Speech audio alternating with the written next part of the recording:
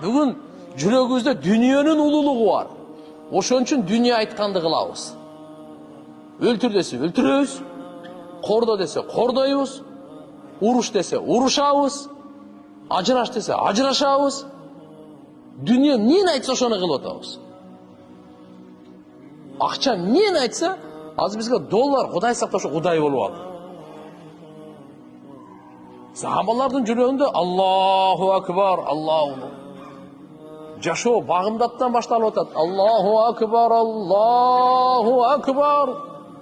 Алла улуу деп башталды дүние. Бала төрөлгөндө биринчи кулагына сөз кире турган Аллаху акбар, Алла улуу деп атат.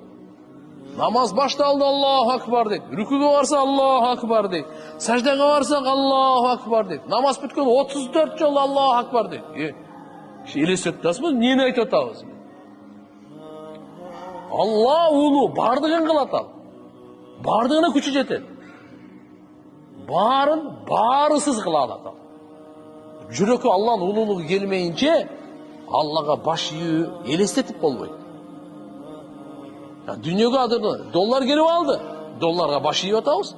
Давай саат 2-де кел десе, аз мечитке ар биңерге, короче, мындай 100 доллардан беребиз. Бардыгы келет берди.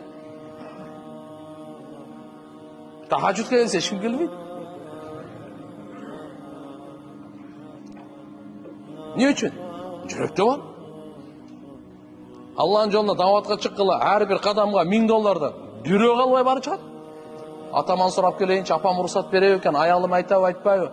Мен ичим оорутат эле, башым оорутат эле, эртеге жумушум бар. Жыйштырып коет барды. Ар бир кадамга точно 1000 долларбы? Ооба, бар кетти. Дамла, зачем эртең азыр да чыга бербейли? Хай, сахабаларда ушунчу ахиретте бериле турган сол көз алдында эле да. Ошончу любой оңой эле да.